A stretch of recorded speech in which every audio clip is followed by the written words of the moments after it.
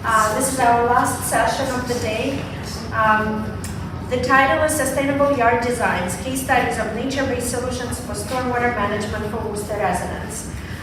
This is a very exciting project. I really enjoyed being part of it, where we often in our department do large-scale projects that are sometimes hard to connect to people on the ground. This one was the opposite. We were able to engage with our residents and provide some advice, expert advice on what they can do with regards to flooding in their properties in a sustainable way, which connects to the theme of the summit. And so I hope it's going to be a nice cap to everything you have heard today. I will introduce the speakers. Janet Moonen is a senior project manager at Weston & Sampson with nearly 20 years of experience. She leads interdisciplinary planning, design, and construction projects that improve water quality and mitigate flooding. Janet has a passion for employing nature-based solutions for climate resilience, and she was a project lead on this part of the stormwater master planning project that we have that is partially funded by the Municipal Vulnerability Preparedness Grant. Our second speaker is Catherine Drukin, I'm sorry. She's a landscape designer at Weston & Sampson with 10 years of experience. Catherine focuses on drainage and stormwater solutions, as well as modeling and visualization for design concepts. With experience in professional gardening and private yard design, Catherine has a strong understanding of the designed landscape from conception to application. And I think they're a power team, and you're going to learn a lot today. Thank you. Thanks so much, Lisa. Well, thanks everybody. We're really pleased to be here. We have quite a bit to cover in the hour here. We're going to spend a few minutes at the beginning of this talking about stormwater and flooding impacts, just so we're all kind of on the same page with the terminology we're going to use.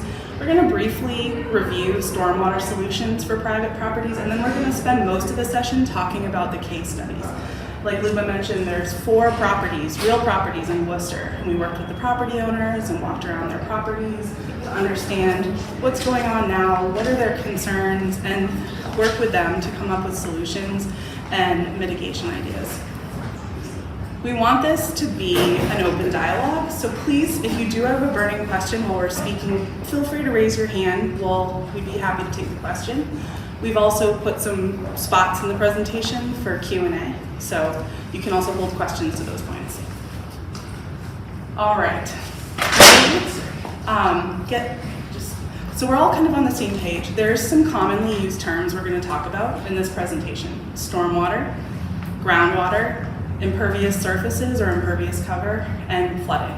And just so, you all may know this, right? Stormwater is runoff from rain and snowmelt that flows across the land over impervious surfaces and does not soak into the ground. And that water, you see it, when it rains, it goes along the road, it goes into catch basins, which is sort of an image on the right there, shows what an example of a catch basin is. It goes into piping underground, and then it may either go right into wetlands or water bodies, untreated, or in Worcester, there are also parts of the city where it goes into pipes that also have sewage in them, and it goes to the wastewater plant.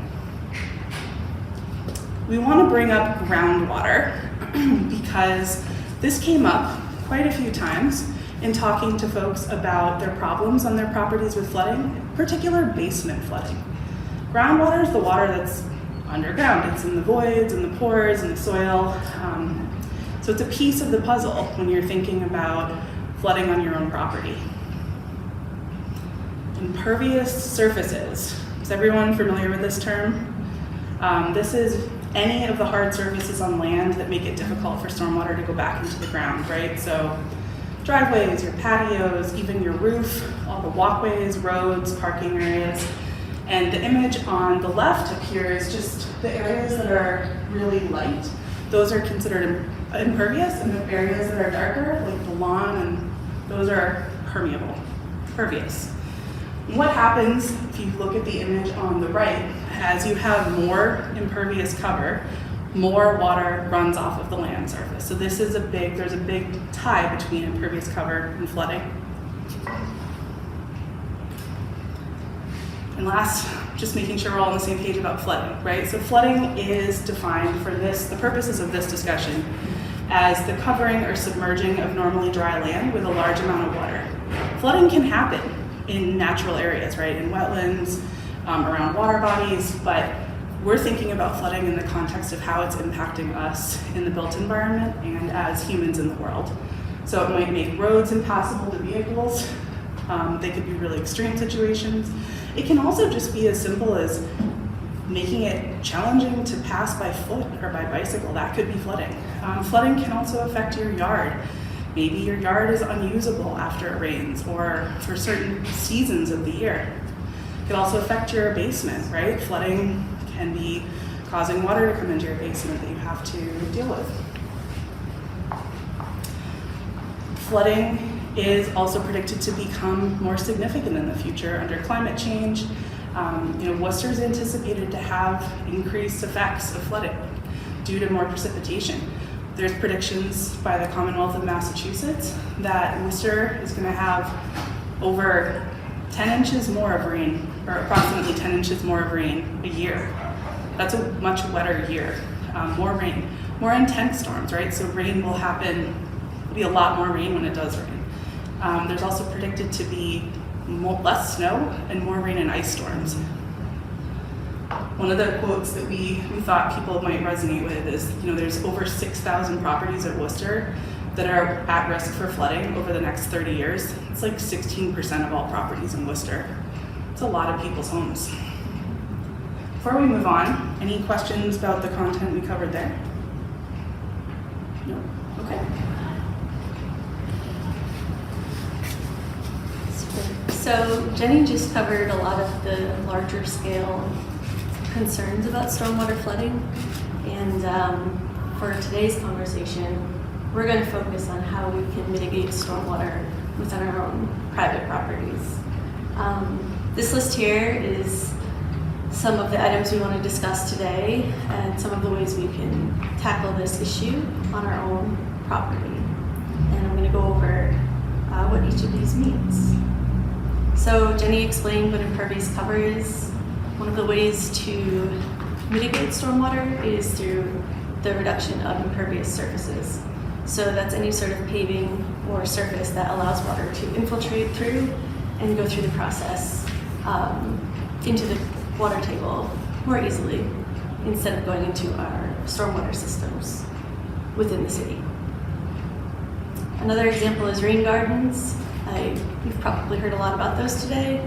That's an excellent way to manage stormwater on your property. It can be done at a range of scales, but essentially it's a depression within the landscape that you can direct water to with a plant palette that is comfortable in that type of environment that might be dry at times and wet. So this is a great way to tackle stormwater on the property. Another way is the use of conveyance swales. This one's a little, maybe not as talked about as much on private property, but it's a great way, especially if you have a slope or water coming onto your property along the length of your property. This is a way where you can use stone within a channel to collect water, slow it down, and infiltrate it. And again, using vegetation to help slow the water down and absorb it. Another method is vegetated buffers. This is not a depression in the ground. This is your regular planting bed, using plants that can handle excess water and movement of water in a way that maybe others can't. And the last one we want to discuss is trees. It's a big topic today. Trees have a really big impact with water. They can soak up a lot of water. So this is something that has a significant impact with stormwater on your property. I really like this number here. A large tree can capture and retain as much as 332 gallons of water. This is assuming that the root crown is about 33 feet in diameter. So it's a big tree. That's also a big impact and worth noting. So the last thing I want to talk about is something called co-benefits. This is somewhat of a new term in resiliency. I think it came about in the 90s, but of course it's probably been something hard to identify, so it has a name now. But co-benefits are basically many directions of benefits that can be applied when you use green infrastructure and nature-based solutions. It's not just mitigating stormwater, it's improving local water quality, reducing temperatures, improving wildlife habitat. Biodiversity is another big one, especially with plants and native plants. Yeah, this list can go on, but this is just an example. In thinking about solutions and not solutions, but mitigation strategies for private property, you can't ignore what we typically call gray infrastructure. So that's pipes and like downspout extenders, sort of planting buckets or storage for stormwater. The image you can see there's sort of a bucket planter you could be connecting your downspout to, or a rain barrel on the right. I don't know if folks have heard about those, right? It's like a 55-gallon volume or so. There's also solutions where you put piping underground, whether that's perforated piping and it goes in a trench so water can get into it and move and you can use the land over it, or maybe you're connecting your downspouts to pipes just to get them away from your house. So we do, in thinking about solutions, combine these strategies with the green solutions that Catherine had kind of gone over. And we wanted to touch on flood reduction in basements just briefly. This was a very hot topic of discussion in the many responses we received to the survey. A lot of people wanted to understand how can they reduce flooding in their basements. And the green solutions that we're going over today can be part of the solution, but basement flooding also does really require a pretty aggressive sort of gray type approach, right? So fixing your basement walls, getting water away with perimeter drains and exterior drains, putting in sumps and sump pumps. So we just wanted to touch on that so people were sort of aware of these types of practices, but really that's not the focus of today's session. Before we get into the case studies, does anyone have any questions, comments on what we just went over? Yeah, go ahead. The rain barrel with like the planter one? Yep. Is that just open on the bottom, like with like a mesh or something, so the water can run through, or are you planting plants that are loving water? Should I repeat the question for the video? Sure. So the question that was asked by the audience was, in this planter, is the bottom of the planter open so water can go through it into the ground, or is it a closed planter? In this image, this is actually a closed planter, so it's just serving as temporary storage to keep some volume of water kind of at bay during what we call like the peak of the storm event, right? So you're holding back water as much as you can, and then it'll flow out later, or the plants will uptake it. Does that help answer the question? Great. All right. We are going to talk about our case studies, which is probably why people are here to hear about this great pilot program the city has undertaken. As we mentioned, we looked at 4 properties, and we're going to walk through each of them, and Catherine's going to talk about them. So, we had 4 properties across the city of Worcester. First property we're going to discuss was really, we had a great variety of properties as well. This is important to note. And before I go into the design and concept plans, as well as the existing conditions plans, I just want to point out we have a key at the bottom here. So the blue dash is representing overland water flow. We also are noting water pooling, where downspouts and piping exist on the property, as well as catch basins. And we've also taken photos to document these conditions, which is really helpful when you're trying to solve problems on your property to see growth, setbacks, and progress. The circles as well that are green, those are trees, those are existing trees, and I think that covers all the legend items. And the photos are indicated with blue little circles. So this first property was on a moderate slope. The whole house was sited on a pretty consistent slope. The residents were experiencing issues with water coming onto their property from neighboring properties, which is a very common stormwater issue, not just with residences. So we walked around with the owners of the property, and I'm just going to point because I think that's easier. I'll point for you, you talk. Okay. Yeah. So, great. Yeah, so we met with the property owners on site, and we did a walk around, and they shared a lot of their sort of pain points on their property, where they're experiencing water pooling, which you can see with the boxes that are blue. And there are lines on here that show contours and grading. What this is telling us is that there's a significant slope across the property. There's a steeper slope uphill from them, and this water is sheeting straight onto their property across the whole length of the top. So they're getting a lot of water. There's a lot of paved impervious surfaces outside of their property as well. They noted that a neighbor had recently redone the driveway that was asphalt, so that's going to shed a lot of water onto their land as well. So when we did the walkthrough, we noted significant pooling. We noted that their home had existing downspouts, which is great, although only one of them was able to be identified at the surface. They don't know where their existing downspouts are going. This was a house that they purchased with existing conditions that is very common in home ownership. You don't always get the story handed down.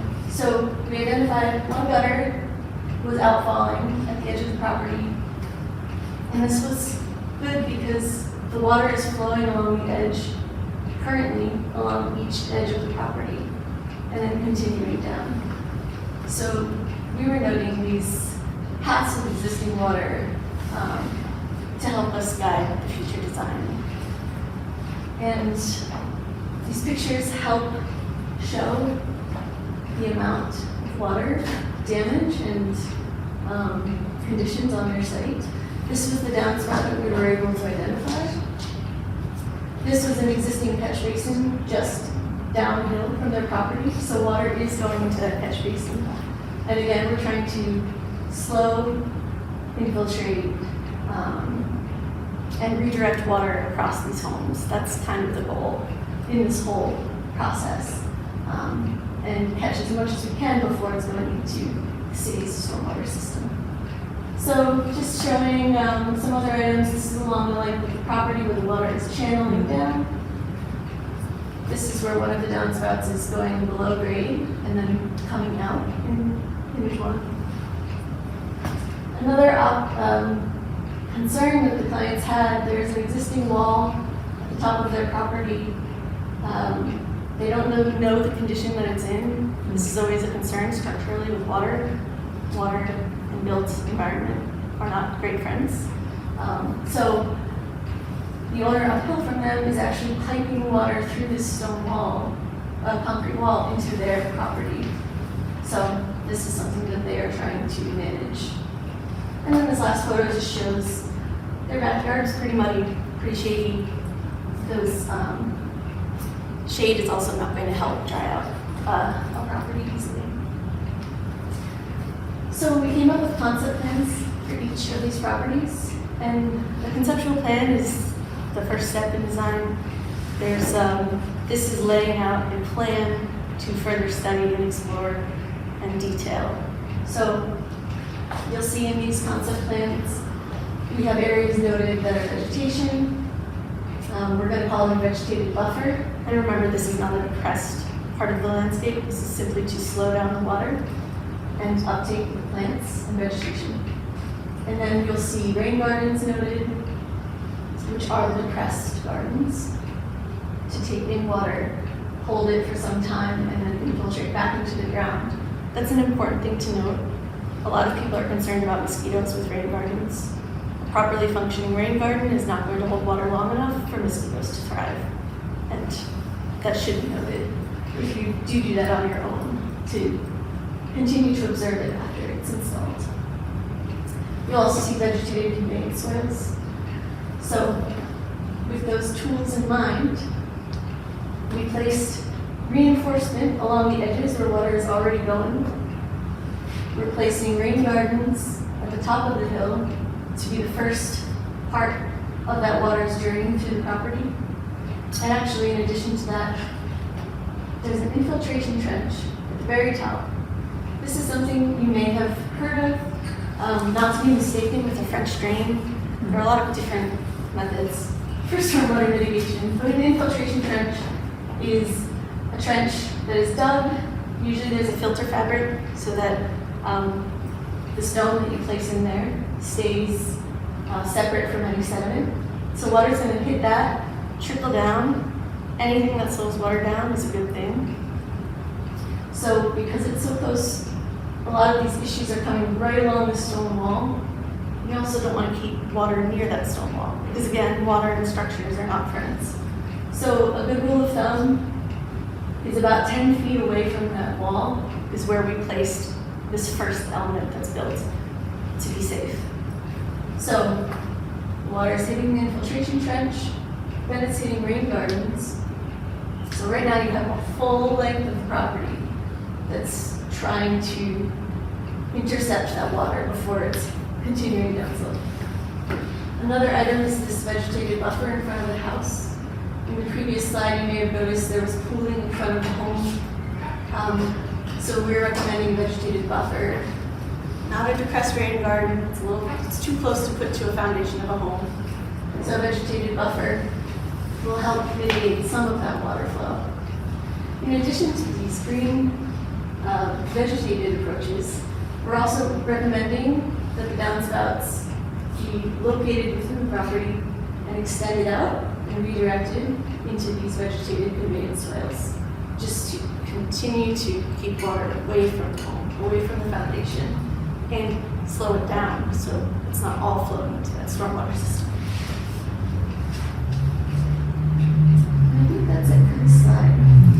The overall goal here, right, was this is a property that's getting water coming from the abutter, from the back, and it's basically coming all the way across the whole property. And so we're trying to take it, intercept it, put it into green solutions, and basically maneuver it away from the house and into the pathways it's trying to naturally get, it's kind of naturally getting to anyway. And all of these practices are slowing down the water, giving it time to be absorbed by plants, giving it a time to get back into the ground, and moving it away from the backyard so that there is more space to enjoy the backyard and outdoor life. You'll see a lot of these themes as we go through the case studies. Yeah. So our second property, again, we walk through the properties with homeowners to hear their experience and their concerns, as well as assess it with our skills so that we could together come up with a good direction and solution for their issues. So this property was a little different. This property had a few things going on. To summarize, big issues. They recently lost a tree. They were dealing with a lot of heat in their yard. That was something that they noted. They were experiencing a lot of basement flooding, and their yard was very wet. So these were their concerns. And when we went on site, they showed us already that they had been making attempts to move water across their property. So they actually placed PVC pipe in their property, in their backyard, to redirect it away from an area that was pooling right by that number 3.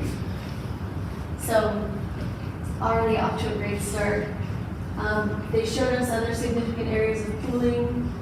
You'll notice they're by the downspouts. So these downspouts were not extended out. Water is pooling next to their foundation. That could be an issue for basement flooding. There are also, you'll notice the contours on this plan are going across. This means that water in the land is moving downhill in that direction. So the neighboring property upslope is sheeting water directly onto their property where those blue arrows are. And their driveway is an asphalt driveway, so that is allowing water to quickly move right up against the foundation of their home. Pretty head on. So same with their backyard, water is moving pretty much straight across. And again, this tree is marked, the tree that fell, it was a really large tree. They had old photos, which is documentation is really helpful. So they had old photos to show us how big it was, and it was shading their yard. They had family, they lived, had activities back there. They're telling us that they're having trouble with the heat. It's no longer a comfortable place for them. And another, sorry, oh no, so just one last thing. They also put in gravel paving downslope from their house, which is something to note. It was helping water slow down as it was going downslope to their neighbor, which is equally as important. We want to be mindful of our neighbors, the water that we're shedding off-site. So just to run through the images that reflect back to the plan with those icons, one of their downspouts in front of their house, this area was pooling. You can see a lot of this sand and sediment here. That means water is pooling, and this is sort of eroding this edge here. This is where they installed a pipe to try and get rid of this pooling and redirect it across the yard. And that's a good close-up too, just to show all that sand. This is their backyard. We were taking measurements in anticipation for the design process. And again, this is another sign that water is sort of pooling, but that water is coming down this slope, hitting this pavement, and rushing straight to the foundation. So these are helpful in guidance for the next steps. So the proposed concept sketch, similar to the first one and many of these, we've identified the problems. So now we're going to use different approaches for each of these. So starting at the upslope, another infiltration trench is what we're recommending at the base of that stone wall. One of the biggest things we're recommending is replacing this portion of the driveway with some sort of permeable surface so water can absorb. It's still far enough away from the house where it's not absorbing water right at the foot of the house. We don't want that. We want everything away from the foundation. We're also recommending a trench grate going across as a third interception before this water is hitting the house. Trench grate, right here, water is coming and then dropping into a trench grate that's then redirecting water this way or this way, away from the house and continuing down slope. We're also extending all of their downspouts into vegetated buffers, as you can see here. And when you extend a downspout into a vegetated buffer, you can also lay down stone. Stone is a great thing if water's hitting head on. It won't erode soil nearby, so you can lay stone down to help with that. Around in the back, where they noted heat issues, we are recommending another vegetated buffer. And this also includes trees to provide shade, which is big. And hopefully that would allow them enough space to still enjoy their yard, drier space, and shadier space. And I just want to note permeable pavers, we've spoken about them already, but they come in a variety of different materials and sizes. So there's a lot of options out there, a lot of different price points. You can also do grass pavers like we showed. There's different levels of maintenance. There's upfront cost and then maintenance long term, and it's worth exploring all the options so that you have a good understanding of what is within your needs, time, money, and maintenance, which is time. So, yeah, to summarize, this property, the issues were cooling and heat, and we are trying to tackle those with these different approaches, and hopefully this is slowing the water down as it's passing through their property and also cooling their backyard. So the third property, you can see it's in this northwest corner of the city of Worcester. When we walked through this property with the owner, it was a rainy day, which is really helpful, actually. If you are having water issues on your property, observing it during rainstorms is a great way to see, worst case conditions.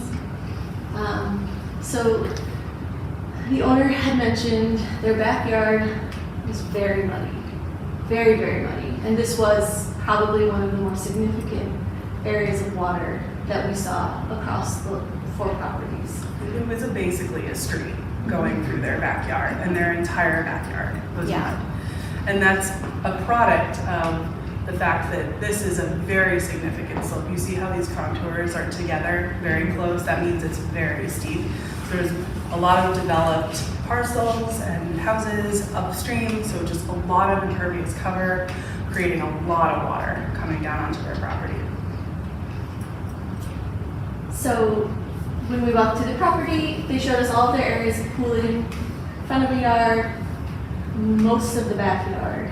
They also had a lot of Japanese knotweed, which is a very dominant invasive plant that's really hard to manage. That was an issue for them. They also had an existing drainage channel that the previous owner had installed in the backyard, and you'll see it in photos. So that was doing some good work on their property, and they expressed interest in expanding that when we asked, which was great. So the water's also channeling pretty severely in front of their house as well. And we can see that there's a catch basin at the end outside of their property. Another property where there's a catch basin pretty close to the home, so water's going straight in there if it's not getting captured on their property.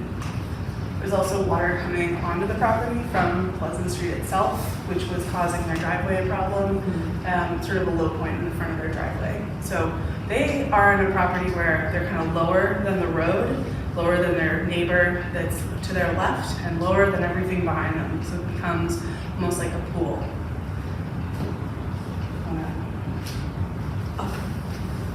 So these pictures show what we just discussed. Really helpful to see. You can see sitting water on this property. That's difficult to manage with the situation as is. That first image is showing a channel that's naturally occurring in front of their home where water's running straight across the front into that catch basin.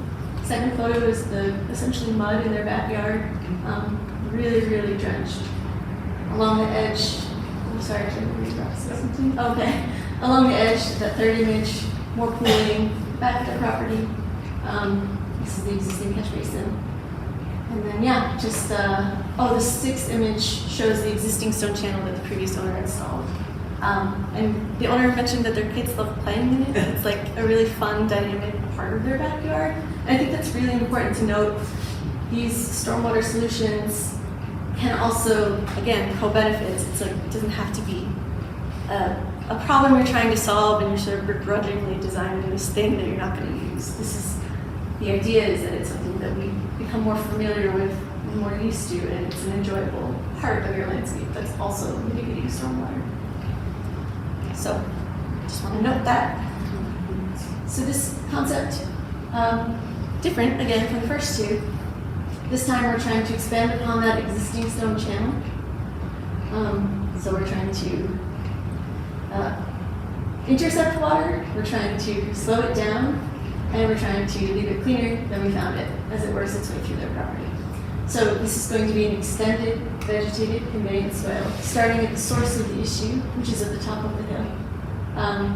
We're going to channel it slowly down the site and around an exit. The hope being that it's a slower process, it's less erosive, and it's infiltrating and cleaning the water before it goes into the system. Similarly for the front, we're going to try and intercept the water as it's hitting the property through vegetated conveyance swales, and then crossing over. And it's crossing through their driveway. I just want to note, you can pipe beneath paving. It's not something, a lot of this we're hoping people can do themselves on site, but piping underneath pavement might be something that you need to ask help for. So there are options. And I want to mention stone check dams. Something, as you're using vegetated conveyance swales along steeper slopes or moderate slopes, that's going to help water accelerate downhill. So you're going to try and slow that down with check dams, which is basically you can use stones or other materials to stop the water. It will fill up, overflow, and continue down. So it's slowing the water. The last thing I want to mention here, understory planting. This property almost feels more like a land management project. It's a pretty big backyard. Again, we're installing something pretty large to help solve those problems. Another way to help slow stormwater down is through planting. And in this instance, they have a lot of existing trees, really large existing trees, but nothing else beneath it. It's just trees and grass. The grass can't grow there because it's so muddy. So if you strengthen that hillside with an understory planting beneath those existing trees, which is shrubs, perennials, ground cover, this is something that exists in nature that does a really good job of stabilizing the slopes. So that's another approach you can take. And this is something you can do over time. Another thing to note is all of this can be done in stages, and we'll talk about that more. It's really important when things like this are such large issues. It can feel a little overwhelming. And the homeowner, wonderfully, is beginning to build pollinator beds in the front of their yard.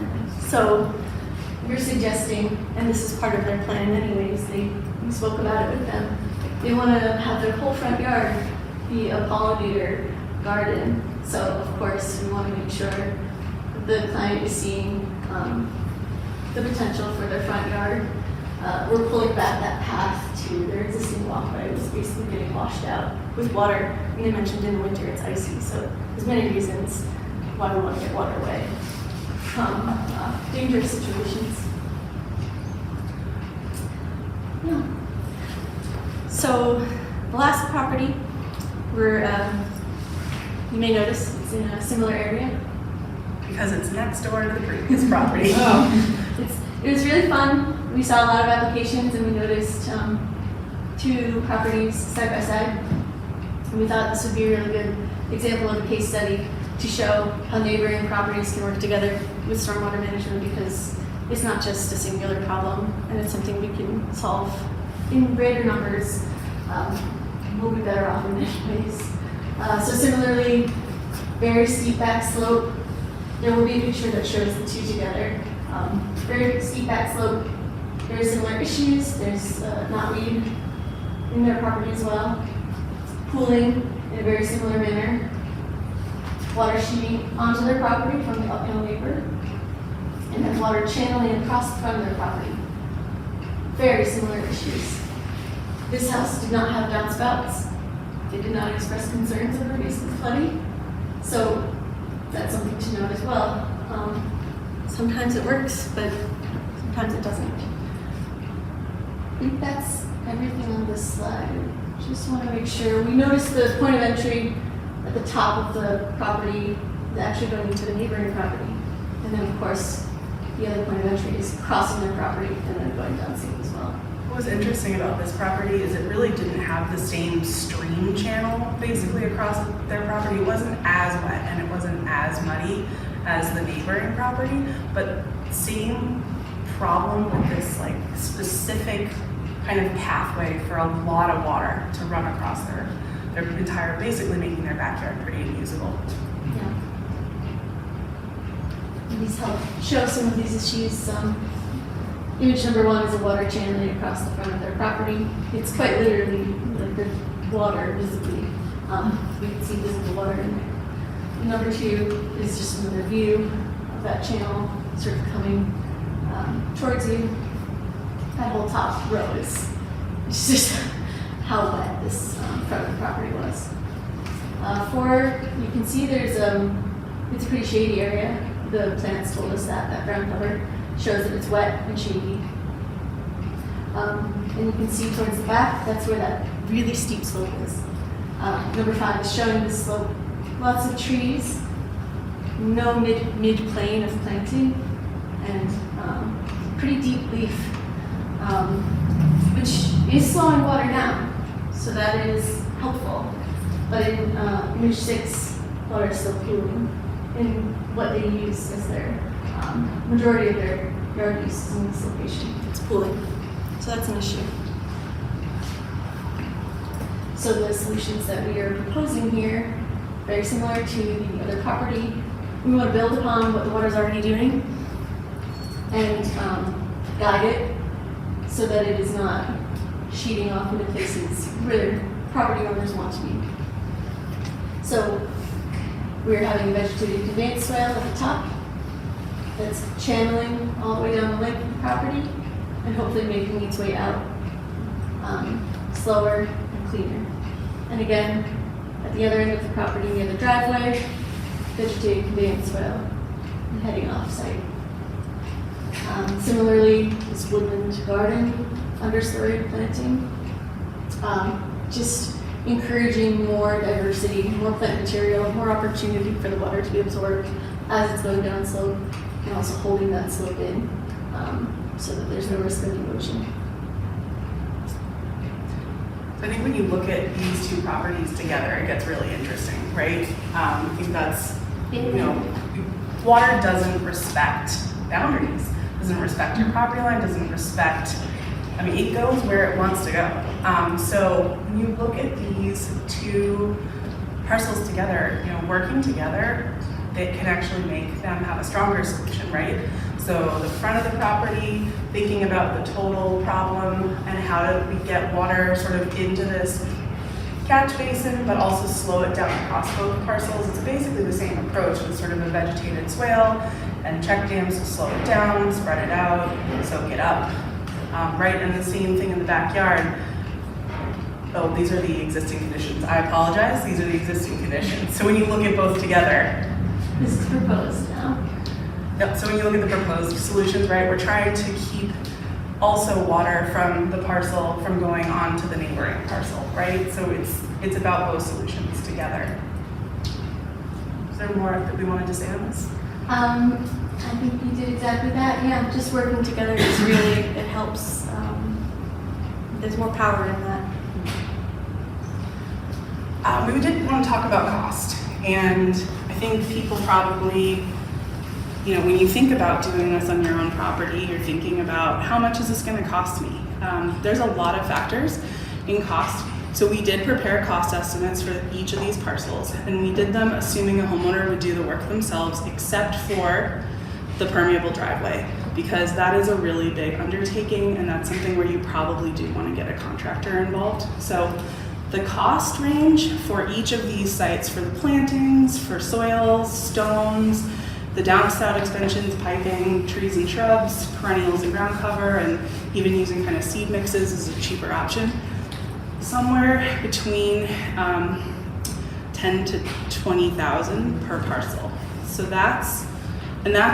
we're looking at like buying stuff at Lowe's or Home Depot or a local garden center, so really accessible places. So that's a big number, and we recommend phasing very strongly, thinking about what's the worst problem on your property, where do you want us to tackle first, iterating on plants. So you start with maybe a few plants and see how it's helping the situation, and then a year or two later, maybe you add more plants. So because the cost can be high when you talk about adding all of these materials to your property. Yeah, so last notes on planting specifically. This is sort of a great guiding rule. Not a rule, it's a good guide. Right plant, right place. This is from Mass Extension. This is something that will help you. Planting can be very overwhelming. This helps you walk through a process to find the appropriate plants for your specific needs on specific areas of your site. As you saw with our existing conditions assessments, you can start to do that yourself on your property and assess what areas are wet, what areas are dry, what areas are shady, what are exposed to the sun. If there's moving water going across the site, that's also really important to note. Some plants can't handle that level of pressure on their systems. In addition to site considerations, aesthetic considerations are important. Beauty is a great thing. Depends on what you're seeking, but that's something that that's available to you to decide with your landscape. It's something you're supposed to enjoy. So however you see your needs in that realm, there are so many resources out there that can explain in detail what these plants might look like over time, what to expect. And speaking of what to expect, you can look at all of these resources.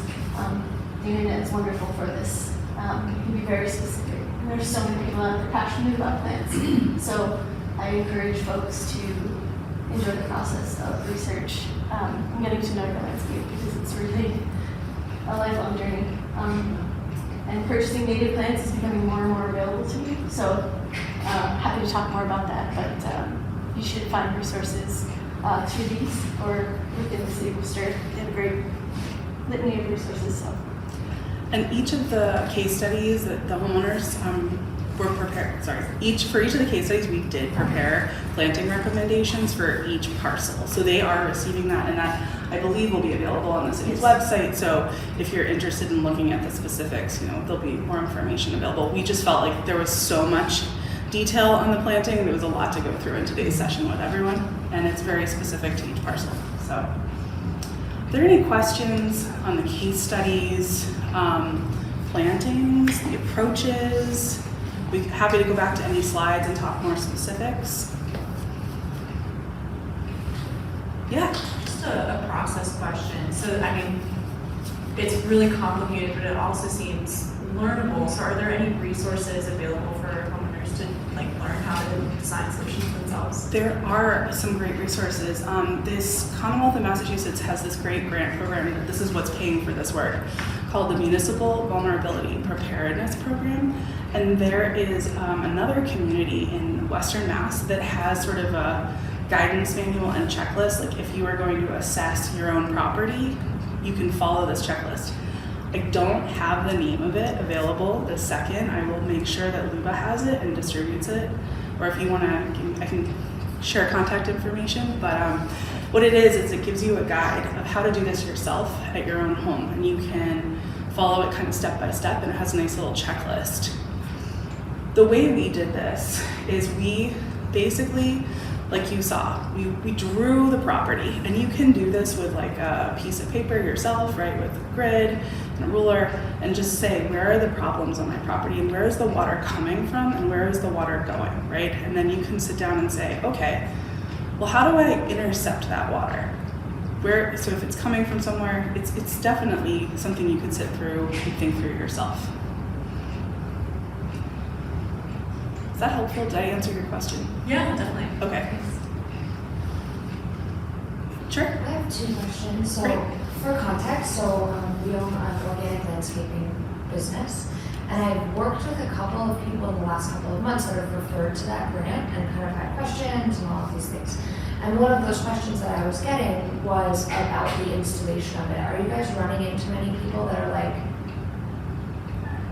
this is too much? Like, what's kind of your response with phasing in? Because I've noticed that in my work of we talk about phasing things in a lot for people as well, and even with the support of installing, it still feels really overwhelming.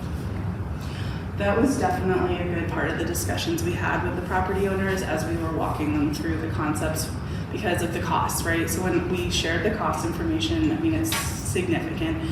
And so they were really receptive to the phasing, and we had a good dialogue about sort of where do you start first on your property, like that bang for the buck approach. But as far as specific recommendations for detailed phasing, we didn't quite get into that with these case studies.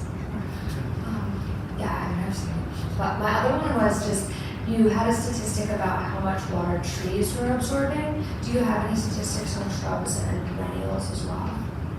I don't have any off the top of my head, but I'm very interested to explore those more because it's a really powerful number. It's huge. That was a lot more than I kind of anticipated when we're installing. A lot of the times it is a combination of the impervious surface change and also the vegetation. And I'm just so curious because sometimes we have people that are saying, we don't want to pay for the impervious surface change, so we just want to do the vegetation. And I would love to know how. We found some articles while we were doing this work from academia that had research sort of how much do trees uptake. We can take a look at those too and share that back with that as well. Yeah, that one, the second case study where we were talking about a tree lost in a backyard, it was 40-foot It's huge. tree. The trunk was like, And the owner, we only saw the stump. Well, no, we did see the picture he sent us when the tree fell on top of his roof. Yeah. And that was the tree that gave shade to the backyard for family gatherings. And right now it's basically too hot for him to gather family anymore. But you guys connected the loss of tree to flooding in the basement. And he didn't make that connection because people typically don't think of trees being like those drinkers of water, but that was like he lost shade and he lost the water uptake. And it just was like a downward spiral. And then there were the gutters, they were like he replaced gutters, but now he was questioning if they were replaced the same way and maybe it was just, Proper contractors too. It's Yeah. really, it's a lot to navigate. I acknowledge that. And another reason why phasing is maybe a little more approachable to better understand and watch these changes have effect too. Out of curiosity, do you guys know what kind of tree it was? I know, I'm thinking about that too. well, we have pictures of it, we can Look share. at it, yeah. I volunteered to come on all of your consultations. Yeah. Why are you curious about the species? Because of, well, I'm just thinking about like, for instance, maple roots and pine roots growing on the surface and creating mounds and bumps and divots and deciding where the water goes, whereas other roots that are going to grow more deeply aren't going to have that surface impact on the pack. So I just wondered if there was big roots that would like go this way and like, no. Yeah, that, I think the first property had 2 red maples at the edge of the property. And that was a point of discussion when we consulted after the owners looked at the proposed design. He said, I see the conveyance soil, it's going pretty close to those trees. Like, I deal with those roots all the time. They're right at the surface. And I was asking what type of tree is it? And it was the red maple. So it's one of those tough decisions. The water is going to go there unless you do significant regrading. So it's always balancing like what is the best approach for you individually on your property. So you could reroute that channel, maybe avoid some roots, or work with what's red maples like water. They are recommended in wet areas. So. I feel like kind of a question on, do you have a sense of like how much progress any of these case studies have made on your recommendations? we actually just finished these up this past week and had meetings with property owners this past week. So they've seen them and they're mulling on them. We're going to be available as part of the grant through a few months and have more discussions as the property owners want to, because they're thinking about all the information that they received. Yeah. I don't know if it might have said it earlier in the presentation, but when did the grant itself start and what kind of prompted the state, I don't know, the state or Worcester, what prompted them to start the grant? I'll answer for the bigger grant program and then I'll have Luca talk about the city of Worcester. So the overarching grant program is a grant. It basically was enacted in 2017 by the Commonwealth of Mass by Governor Baker, and it was to fund climate resilience projects for all municipalities in Massachusetts. And everybody went through sort of this planning process where they had a community consensus building workshop and got people involved to kind of identify different types of projects that they wanted to pursue. A lot of communities try to use this money to reduce flooding or do heat, combat urban heat. So Worcester was able to receive the grant funding through this state program. I'll let Luca answer about the city's grant. Are you specifically interested in how city came up with this project for the grant, which is bigger? I think just what prompted Worcester to go in this particular direction. The case studies? Yeah. Okay. Yeah. Going back to 2019, when in order to access the action grants through MVP program, we needed to do planning. So we did ours in 2019, and it was basically one-day session with like 50 people going through this prescribed workshop model. But the main questions was to identify what are the climate change impacts specific to Worcester. And those three were flooding, urban heat, and winter and snowstorms. So flooding was like it came at the top, flooded basements, flooded streets, Cambridge Street, always that's what people think of. And all of them are very hard problems to solve. If they were easy, they would have been, solved already. So that led to an idea that we need a stormwater master plan. What I personally like about the MVP program is that a strong emphasis on community engagement and environmental justice areas. So stormwater master plan is very important to do. It involved modeling of the entire system, and we had a morning session there with Karen and Will. But unfortunately, it's a very hard topic to engage people on. It's pretty dry and technical, and very far removed from a direct benefit to people's homes. So it was still worth doing, but we started kind of trying to brainstorm on how can we connect the stormwater and flooding in a way that we could connect the residents and lead to some kind of benefit. So we came up. Well, it was an iterative process, but we eventually came up with this idea of providing case studies of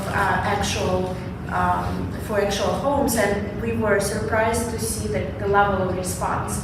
When we put out a call and said, free designs for flooding, sustainable solutions, like these were the keywords. I know free is always, good, but we had 100 people sign up in 24 hours after we just did very modest social media call.